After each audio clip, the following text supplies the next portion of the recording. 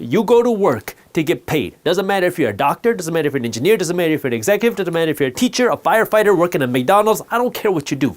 You go to work to get paid, and you're working to earn money, and you're working to pay your bills. Now, if you want to build wealth, if you want to accumulate your way to $1 million, that means you can't spend all of your money, right? That's pretty obvious. If you spend all of your money, you can't accumulate any money. But if we start by putting a little bit of money aside, I'm going to say that you can put aside just $4 a day, which might not seem like a lot of money, but you see why this is so powerful. If you can put aside $4 a day, that's about $120 a month, assuming that there are 30 days in a month. If you do this and you want to save your way to $1 million, assuming your money doesn't grow, it's going to take you about 700 years to get to that $1 million. Not that difficult, but it's going to take you way longer than you have on this earth, which is not practical. Luckily, that's not the only way that you can accumulate that $1 million. Option number 2 is you take this money and instead of stuffing it under your mattress, you take this money and you invest it into some sort of fund, something like the S&P 500, which historically has grown by 10% a year on average. So you want to put this money into a fund where you can ideally get something close to a 10% return a year.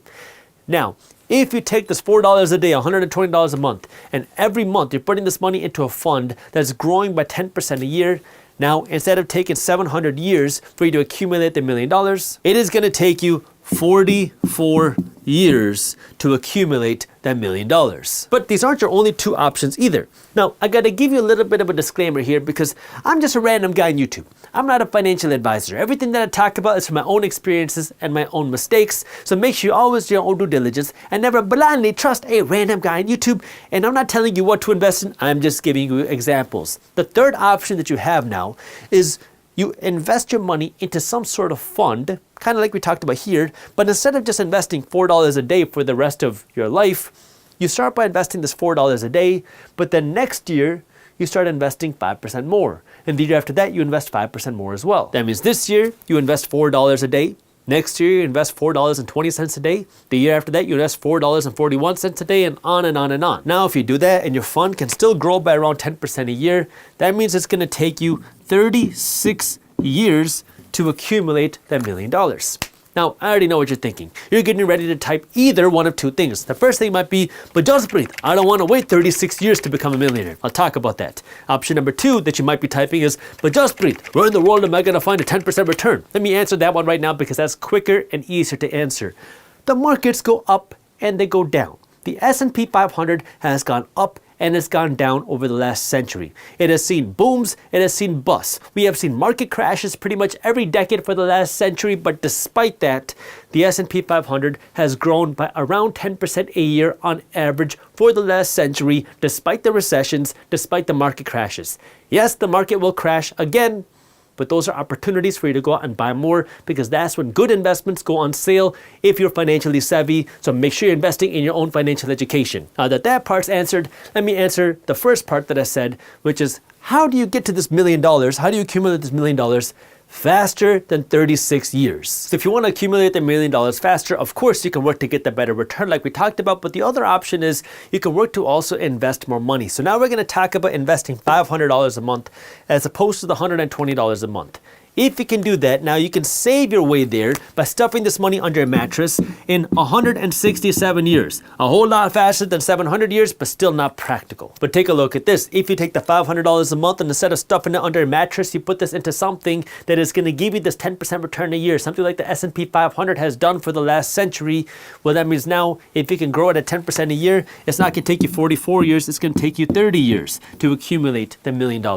And now, if instead of just investing $500 a month for the rest of your life, if you can invest $500 a month this year, increase it by 5% next year, that's $500 a month this year, $525 a month next year, $551 a month year after that.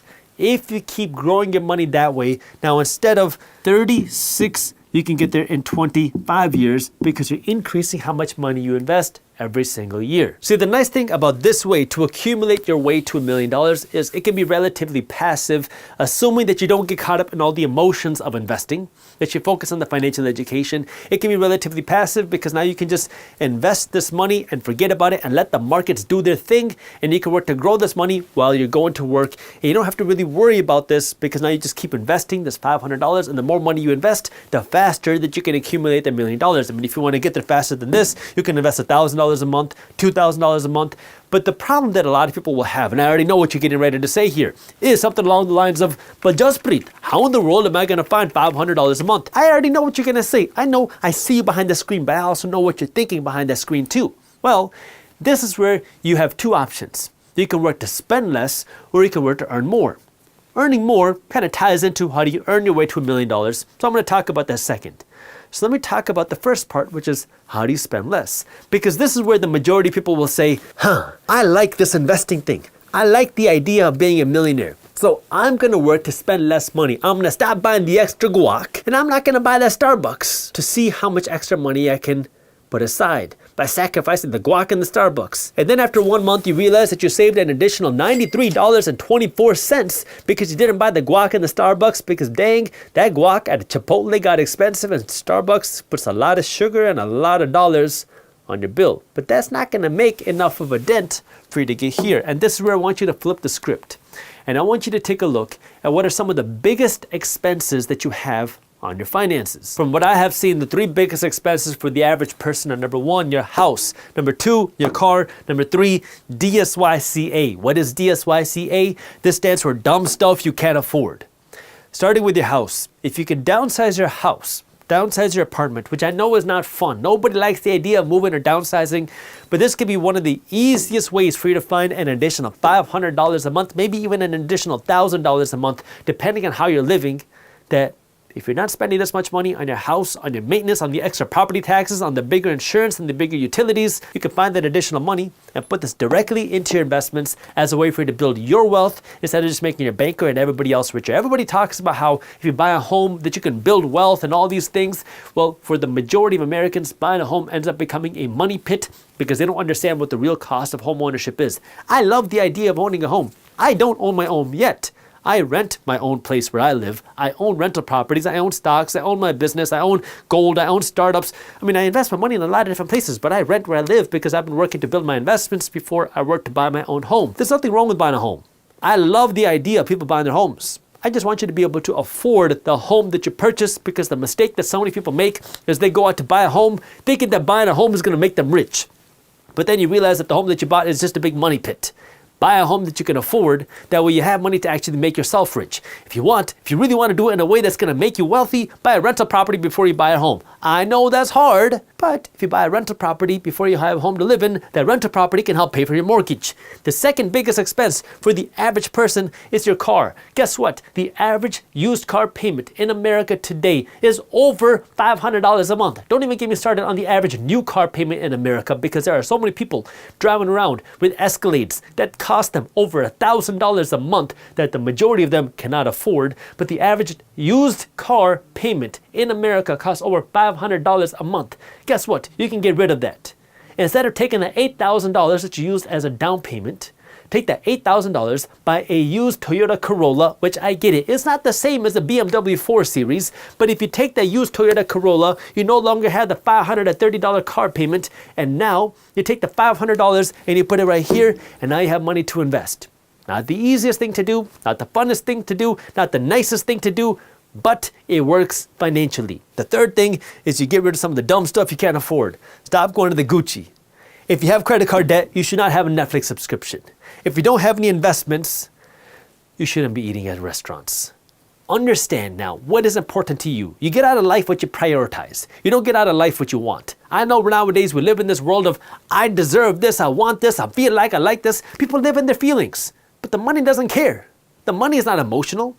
Money is just dollars. It's a piece of paper. It doesn't care how you feel. It doesn't care what you deserve. It doesn't care what you want. It cares how much is in your bank account. I mean, that's the only thing that matters when it comes to your money. I'm not saying money is the only thing that matters in your life.